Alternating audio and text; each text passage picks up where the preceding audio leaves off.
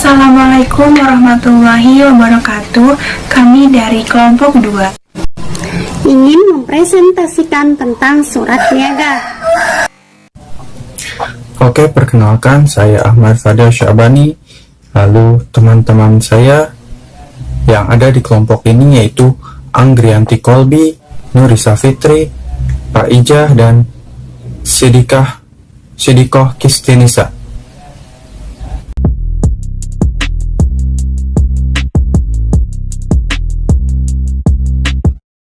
Surat niaga. Pengertian surat niaga. Surat niaga adalah surat yang dibuat oleh orang perorangan, badan usaha, atau suatu perusahaan untuk mencari keuntungan. Bersifat internal dan juga eksternal. Bersifat internal itu berarti surat ini berlaku untuk perusahaan itu sendiri, baik dari tingkat pusat maupun tingkat cabang. Sedangkan sifat eksternal adalah surat ini berlaku untuk berhubungan dengan perusahaan-perusahaan lain. Surat niaga disebut juga surat dagang atau surat bisnis. Fungsi surat niaga. Yang pertama, berfungsi sebagai bukti nyata hitam di atas putih, khususnya surat-surat perjanjian. Yang kedua, berfungsi sebagai alat pengingat, sebab surat dapat diarsipkan dan dapat dilihat lagi jika memang dibutuhkan. Yang ketiga, berfungsi sebagai duta ataupun wakil penulis untuk berhadapan dengan lawan bicaranya. Yang keempat, berfungsi sebagai pedoman kerja dalam menjalankan tugas. Yang kelima, berfungsi sebagai alat promosi. Yang keenam, berfungsi sebagai bahan untuk mengambil suatu keputusan. Dan yang ketujuh, berfungsi sebagai bukti dari sejarah. Yang berikutnya ada ciri-ciri dari surat niaga. Yang pertama itu dimulai dengan pembukaan yang tepat dan menarik. Tepat berarti maksud dan tujuannya itu tersampaikan, dan menarik di sini berarti menggunakan bahasa-bahasa yang persuasif. Lalu yang kedua ada pengutaran masalah secara jelas tanpa meninggalkan sikap ramah dan sopan santun.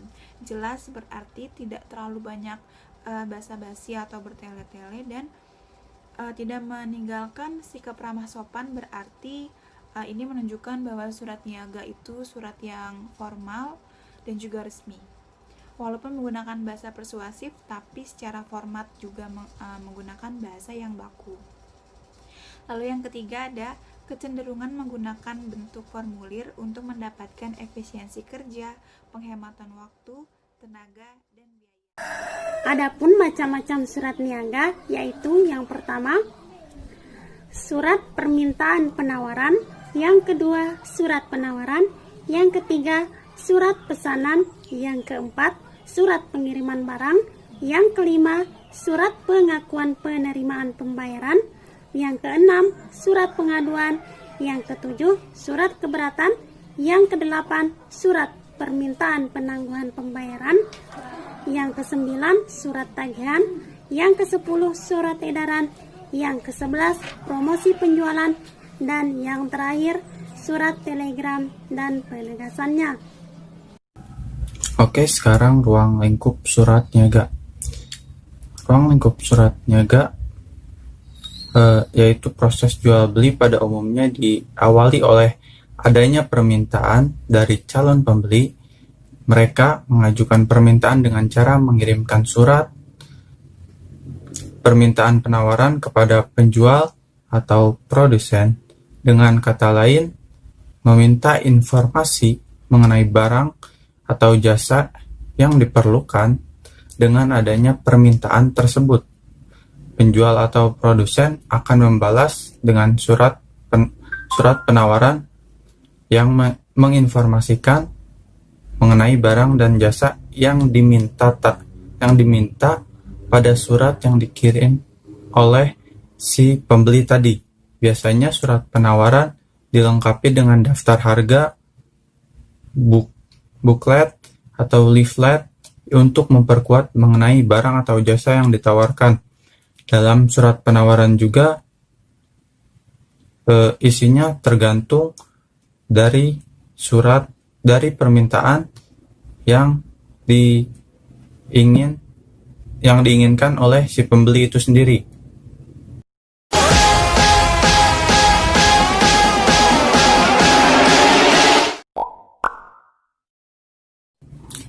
Oke, sekarang kita ke surat permintaan penawaran. Surat permintaan yaitu surat yang dibuat oleh calon pembeli yang ditujukan kepada penjual dengan maksud meminta keterangan mengenai suatu barang yang akan dibeli. Dalam surat permintaan penawaran, calon pembeli bisa menuliskan tentang informasi ya apa saja yang diperlukan untuk melakukan transaksi. Biasanya informasi umum yang diperlukan calon pembeli yaitu daftar harga, ketersediaan barang atau kapasitas, kualitas, syarat pembayaran, diskon, cara pemeliharaan, dan lain-lain.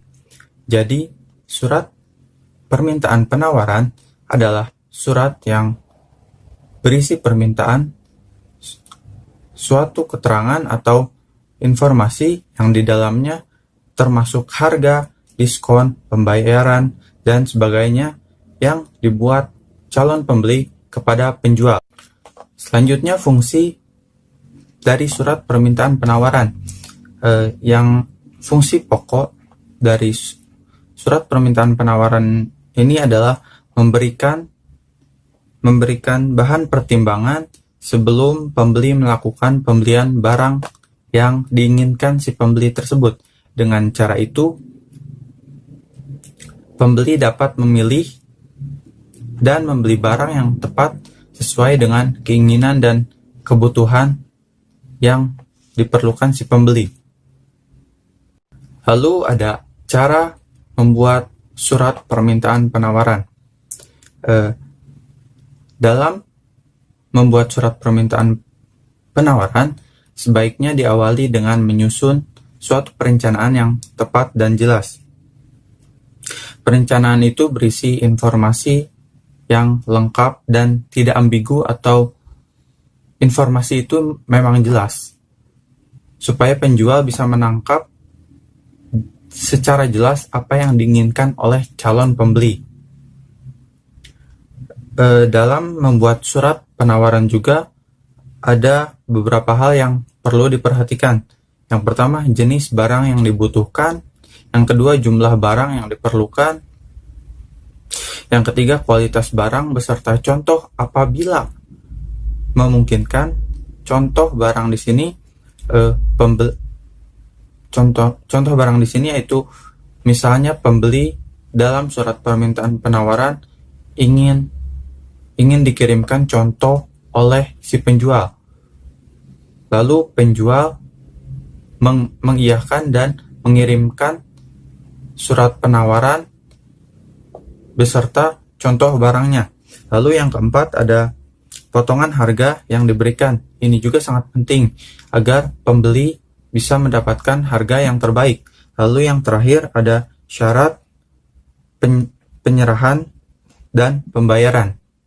Dalam membuat surat permintaan penawaran juga ada beberapa pedoman yang harus diperhatikan. Yang pertama, mintalah keterangan secara rinci tentang barang yang dibutuhkan. Yang kedua, nyatakan secara jelas alasan mengapa mengajukan surat permintaan penawaran. Yang ketiga, bantulah pihak penjual atau pembeli dalam memberikan sesuatu yang kita butuhkan. Jadi, penjual tidak memberikan informasi yang tidak kita butuhkan, yang informasi itu kita anggap tidak penting. Lalu yang terakhir, akhiri dengan kata yang baik dengan menunjukkan adanya hubungan saling menguntungkan. Misalnya, ucapan terima kasih atau penghargaan. Bisa juga contoh kalimatnya itu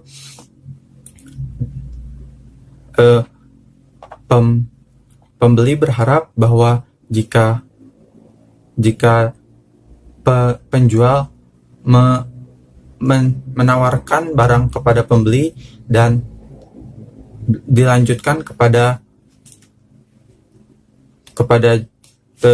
pembelian, maka itu akan menguntungkan penjualnya sendiri dan pembelinya. Jadi menguntungkan kedua belah pihak. Dan itu merupakan salah satu contoh kata-kata yang baik. Lalu ada contoh dari surat permintaan penawaran. Di sini surat permintaan penawaran dari PT Jaya Sakti Indonesia. Dalam isi surat, PT Jaya Sakti Indonesia meminta informasi mengenai jenis dan harga terkait dengan disertai katalog. Lalu diskon yang bisa didapatkan. Yang ketiga, cara pengiriman dan melakukan pembayaran. Yang keempat, garansi beserta perawatan. Empat informasi yang diminta penjual tadi, yaitu informasi yang ingin pembeli lebih tahu mengenai barang-barang yang dijual, dan pembeli sendiri membutuhkan barang, yaitu 5 buah Grand Max, 8 buah sepeda motor Honda 100 cc. Lalu yang 4 tadi itu adalah informasi lebih detail yang dibutuhkan oleh si pembeli. Nah, itu sedikit penjelasan tentang contoh surat permintaan penawaran.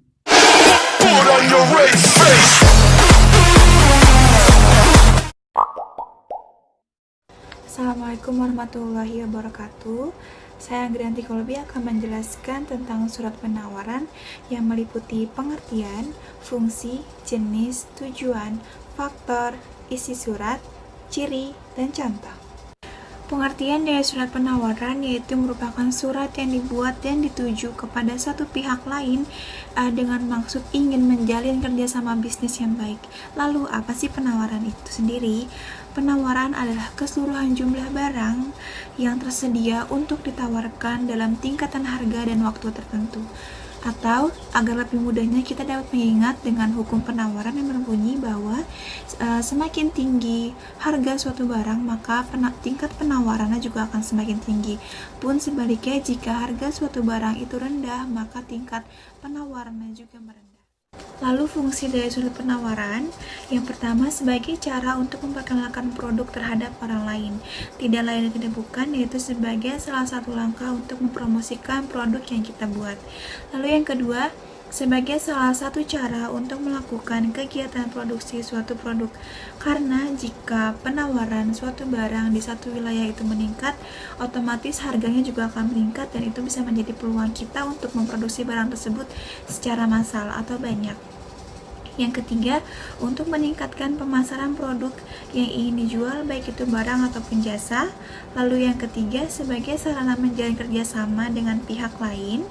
Lalu yang terakhir, untuk membantu memperluas jaringan bisnis atau place market. Selanjutnya ada jenis-jenis dari surat penawaran. Sebelumnya, surat penawaran itu jika dilihat dari pihak penulis atau penerimanya itu ada dua, yaitu surat permintaan penawaran dan surat penawaran. Surat permintaan penawaran adalah surat yang dikirimkan oleh konsumen kepada produsen dengan maksud ingin mengetahui lebih spesifik lagi produk apa yang diproduksi oleh seorang produsen. Sebaliknya, surat penawaran itu dibuat oleh seorang produsen kepada konsumen dengan maksud dan tujuan yang sama.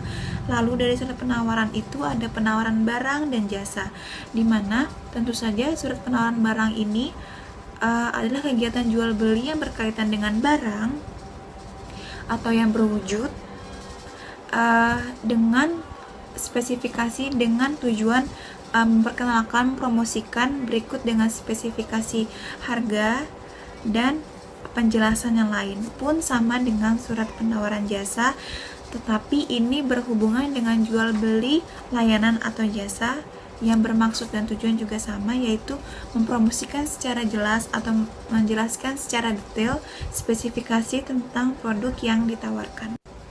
Selanjutnya dari jenis surat penawaran ada penawaran secara mikro dan makro, di mana mikro ini dia lebih sempit karena seorang produsen lebih menitikberatkan penawarannya pada perseorangan, individu atau konsumen tertentu pada waktu, tempat, dan harga yang tertentu juga.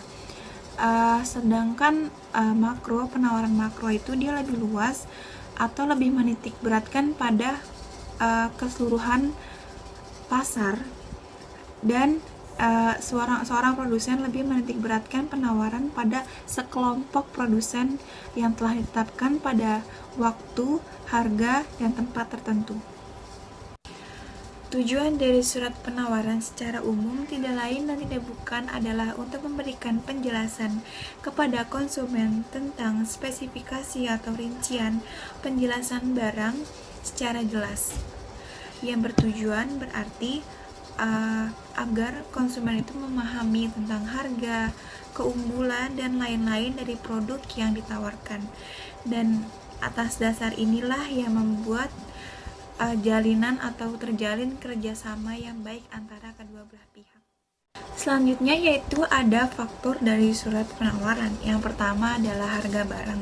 Balik lagi ke bunyi hukum penawaran, di mana semakin tinggi harga suatu barang, maka penawaran juga akan semakin meningkat. Yang kedua ada jumlah produsen. Jadi ketika di satu wilayah jumlah produsennya itu tinggi atau banyak, maka penawaran terhadap barang yang diproduksi tersebut juga akan meningkat. Semisalnya dalam suatu wilayah tingkat produsen sepatu itu banyak, maka penawaran untuk sepatu itu juga akan meningkat. Lalu yang ketiga ada bencana alam. Sudah pasti ketika satu wilayah terkena bencana alam, proses produksi akan terhenti atau terhambat, dan itu yang menyebabkan penurunan dan pengurangan jumlah produksi, dan akan juga mengurangi jumlah dari penawaran.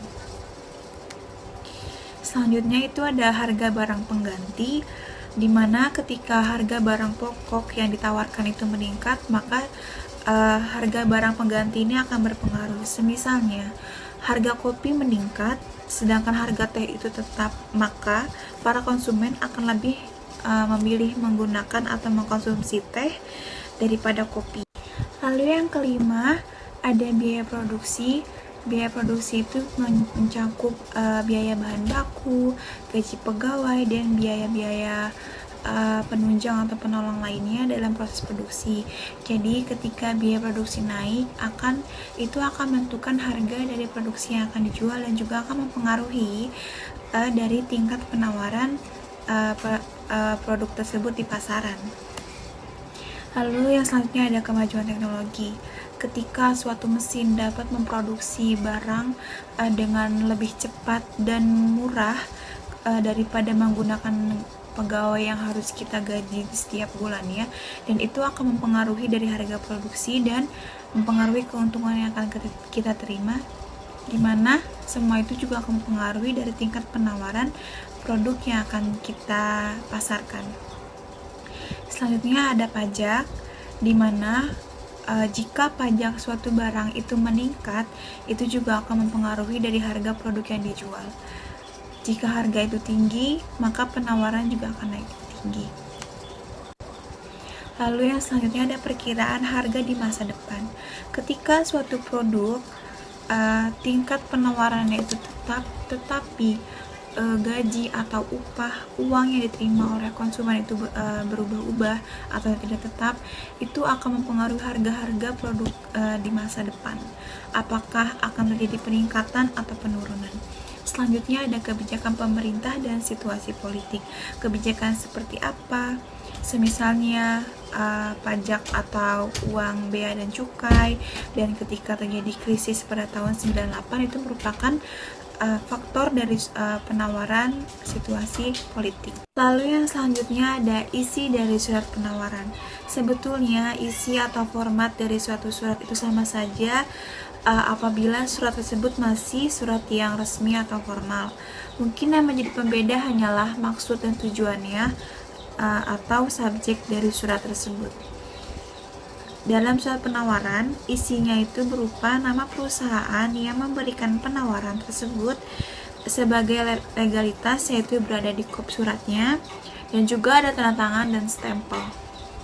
Alamat yang dituju harus jelas, dan apa jabatan dan sapaannya, apakah ibu atau bapak, dan jabatannya apakah dia seorang direktur kah atau manajer kah. Lalu ada nama, jenis, mutu, merek, dan jumlah dari suatu produk yang ditawarkan. Itulah yang menyebabkan bahwa tujuan dari suatu penawaran itu menjelaskan tentang spesifikasi barang yang ditawarkan. Lalu ada jumlah stok barang atau jasa yang dapat disediakan kepada konsumen, harga dari barang atau jasa yang ditawarkan jika dibeli secara satuan dan jika dibeli secara partai besar atau dalam jumlah yang banyak, apakah ada diskon atau potongan-potongan yang lainnya.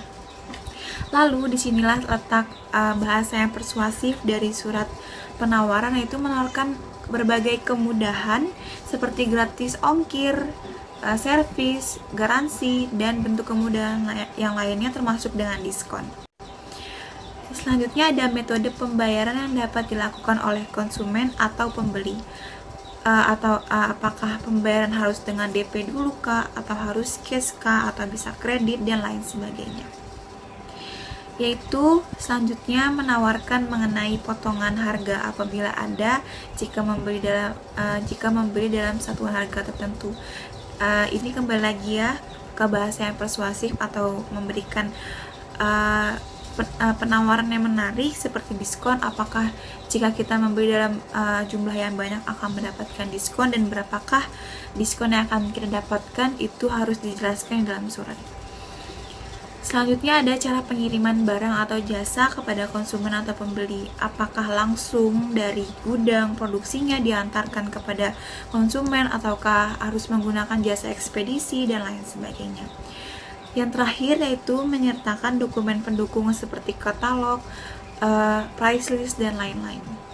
Dan ini yang menyebabkan surat penawaran itu menjelaskan secara spesifik karena biasanya dilampirkan price list atau katalog agar konsumen lebih mengerti dan mudah untuk terjalinnya kerjasama yang baik.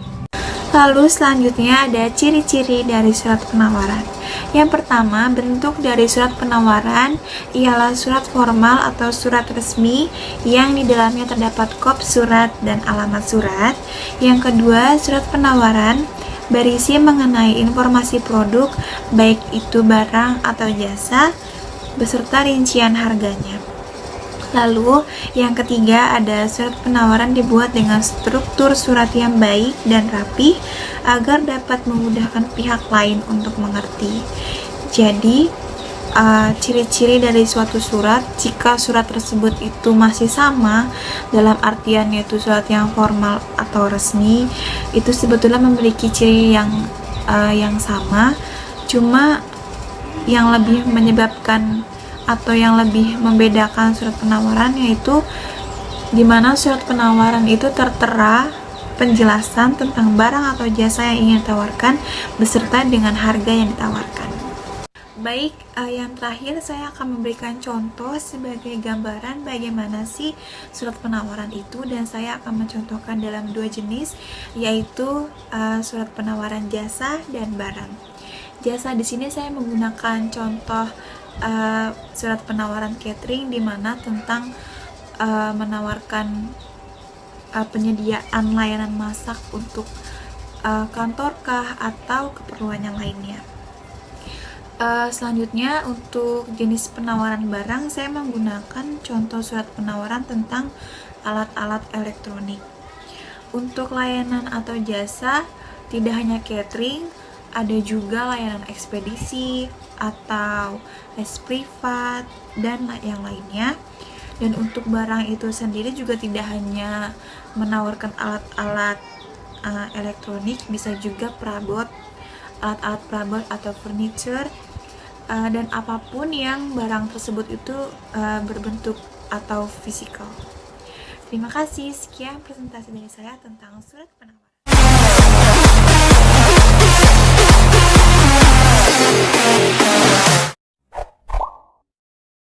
Surat pemesanan. Surat pemesanan adalah surat yang dibuat oleh orang atau instansi untuk memesan suatu barang atau jasa. Tujuan surat pemesanan barang yaitu untuk memesan suatu barang atau jasa yang diinginkan oleh perorangan atau instansi. Dengan adanya surat pemesanan, barang jadi jelas apa yang dipesan dan sesuai apa yang dimaksud. Format surat. Format surat pesanan sama seperti surat biasanya, ada kop surat, nama kota, dan tanggal, nomor surat perihal, lampiran, tujuan, salam pembuka, isi surat, salam penutup, nama, dan tanda tangan. Yang membedakannya itu isi surat. Apa sih isi surat dari surat pemesanan barang? Jadi ada jenis barang yang dipesan harus sesuai dan jelas. Yang kedua ada kualitas barang. Kita harus tahu dan bagaimana kualitas barang yang akan kita beli. Ketiga, jumlah barang. Jumlah barang yang akan dibeli harus jelas dan dicantumkan dalam surat tersebut. Harga juga harus tahu, termasuk harga pengiriman jika ada. Terus cara mengirim barang. Cara pengiriman barangnya juga harus kita tentukan apakah kita ambil sendiri, delivery, atau sama kurir. Terus ada syarat penyerahan barang.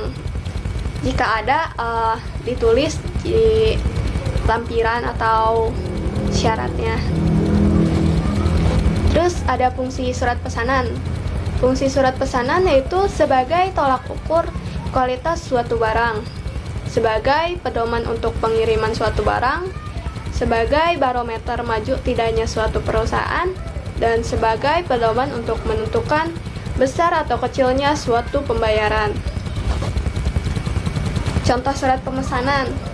Contohnya nih, surat pemesanan barang elektronik ke suatu perusahaan. Terus surat pesanan jasa event organisasi. Terus ada surat pesanan jasa wedding organization, surat pesanan makanan dari catering, atau surat pemesanan jasa dekorasi.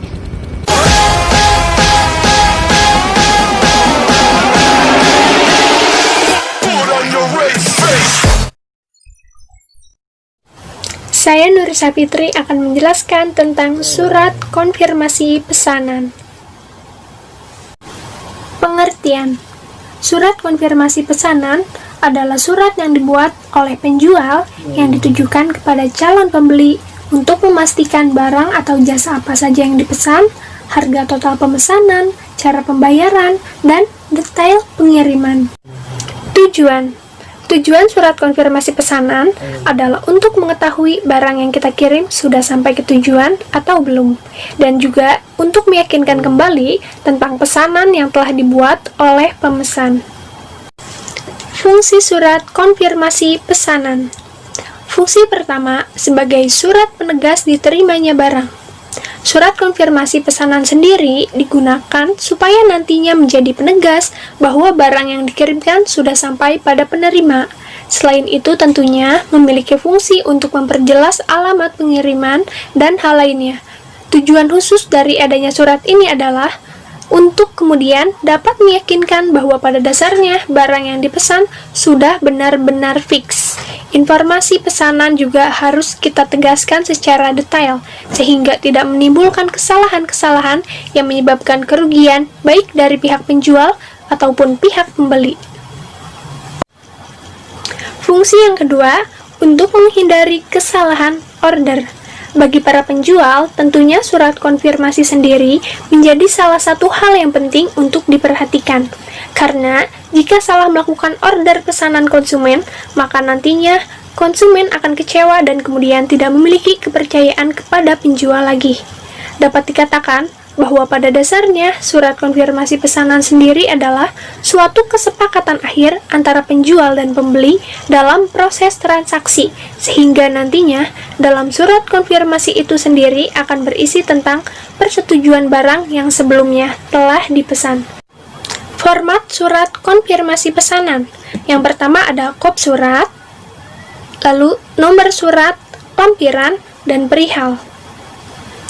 Lalu tanggal dibuat surat, nama pemesan, alamat pemesan, paragraf pembuka, isi surat, paragraf penutup, dan terakhir nama dan tanda tangan pembuat surat. Isi surat konfirmasi pesanan. Pertama, pada bagian pembukaan. Jelaskan bahwa penjual telah menerima surat pesanan dari pembeli. Sebutkan tanggal surat pemesanan barang dan nomor pesanan. Lalu, pada bagian isi, jelaskan barang yang dipesan pembeli. Lalu, jenis barang yang dipesan harus jelas, nama dan mereknya. Selanjutnya, sebutkan jumlah barang yang mau dibeli. Harus dicantumkan secara jelas dalam surat tersebut. Dan juga harga barang, termasuk juga harga kirim jikalau ada. Selanjutnya, cara pembayaran barang, apakah secara cash atau kredit. Lalu, cara pengiriman barang, apakah akan diambil sendiri, ataukah delivery, atau lewat kurir. Pada bagian penutup, tulislah penutup surat yang baik, serta mengandung unsur untuk menjalin kerjasama yang baik. Jangan lupa berikan ucapan terima kasih. Contoh surat konfirmasi pesanan. Pada bagian pertama, Anda harus menuliskan kop surat dengan menyebutkan perusahaannya, contohnya PT Frozen Gemerlap, lalu alamat perusahaan, Jalan Pangeran Sogiri, nomor 6, Bogor Utara. Lalu jangan lupa untuk mencantumkan nomor telepon, email, dan fax. Selanjutnya, tuliskan nomor surat, lampiran, dan perihal. Pada bagian perihal ini, Anda bisa menuliskan konfirmasi pesanan. Jangan lupa untuk menuliskan tanggal dibuatnya surat. Selanjutnya, tuliskan nama perusahaan dan alamat lengkap. Contohnya, kepada Direktur PT Bintang Kejora, Jalan Angsaraya nomor 20, Bekasi.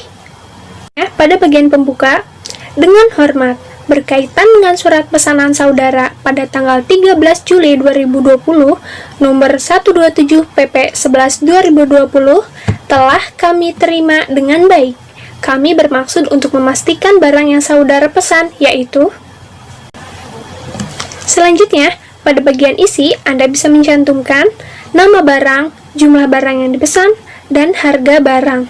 Anda bisa membuatnya dengan tabel untuk mempermudah. Selanjutnya, Anda bisa menuliskan, kami akan mengirimkan pesanan saudara pada tanggal 20 Juli 2020 dengan menggunakan transportasi darat, yaitu kereta api.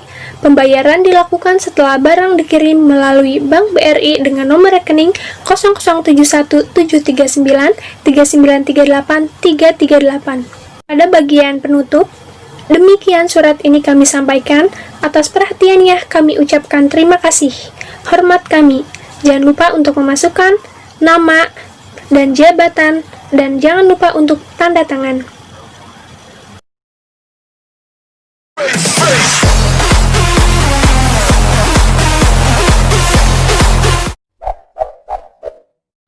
Selanjutnya, saya akan menjelaskan salah satu macam-macam daripada surat niaga, yaitu surat keluhan.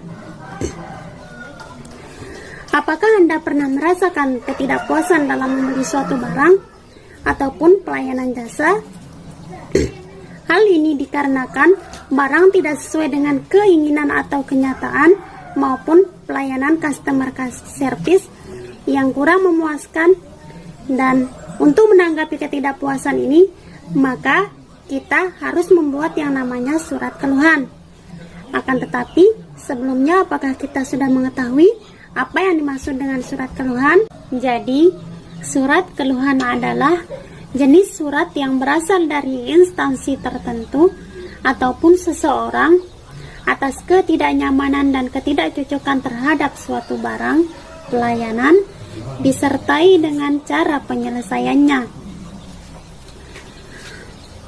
Contoh dari surat keluhan ini ialah surat dari konsumen, surat klaim dalam transaksi perdagangan, dan lain-lain. Adapun fungsi daripada surat keluhan yaitu untuk memberitahukan bahwa jumlah atau mutu barang tidak sesuai, kerusakan, keterlambatan, ataupun pengingkaran isi perjanjian. Maka dari itu, seseorang yang membuat surat ini mengharapkan ganti rugi ataupun bentuk penyelesaian lainnya. Biasanya, surat keluhan dibuat oleh konsumen yang tidak mendapatkan kenyamanan dalam beberapa hal. Seperti barang yang dikirim oleh produsen mengalami keterlambatan karena tidak sesuai dengan jadwal yang dijanjikan. Yang kedua, barang yang diterima atau dikirim konsumen tidak sesuai dengan pesanan. Yang ketiga, mutu atau kualitas barang tidak sesuai dengan harapan konsumen. Yang keempat, barang yang dikirim mengalami kerusakan saat diterima oleh konsumen. Dan yang terakhir, pelayanan dari karyawan tidak sesuai dengan harapan konsumen. Adapun format daripada surat keluhan, yaitu nama penerima. Nama penerimanya itu harus jelas kedudukannya, jelas gelarnya, dan jelas nama sapaannya. Yang kedua, perihal surat. Yang ketiga, penerima surat. Yang keempat, isi surat. Isi surat harus menggunakan kalimat yang jelas, sopan, dan bahasa yang baku. Dan yang terakhir, legalitas surat yang merupakan kop surat, tanda tangan pejabat, ataupun stempel perusahaan. Isi surat keluhan yang baik merupakan 1. Nama dan jenis barang yang diterima. Yang kedua, macam penyimpangan dalam pengiriman barang. Dan yang terakhir, cara penyelesaiannya. Selanjutnya, mari kita lihat contoh di samping. Sebuah surat resmi ataupun surat keluhan itu di posisi teratas harus menggunakan kop surat. Di bawah kop surat terdapat tanggal, lalu nomor surat, perihal, dan lampiran. Lalu tuliskan di bawah lampiran nama perusahaan yang akan kita tuju. Baru kita masuk ke isi, yaitu yang pertama, nama dan jenis barang yang kita terima harus disebutkan. Seperti contoh di samping, nama dan jenis barang beserta unitnya semuanya disebutkan. Lalu yang kedua, macam penyimpangan dalam pengiriman barang, di mana semua keluhan, kerusakan, dan sebagainya itu dicantumkan di dalam surat tersebut. Dan yang terakhir, cara penyelesaiannya, di mana seperti contoh di samping, konsumen ingin cara menyelesaikannya dengan perusahaan menggantikan barangnya yang rusak tadi dengan barang yang baru. Lalu yang terakhir, jangan lupa cantumkan nama penulis surat. Terima kasih.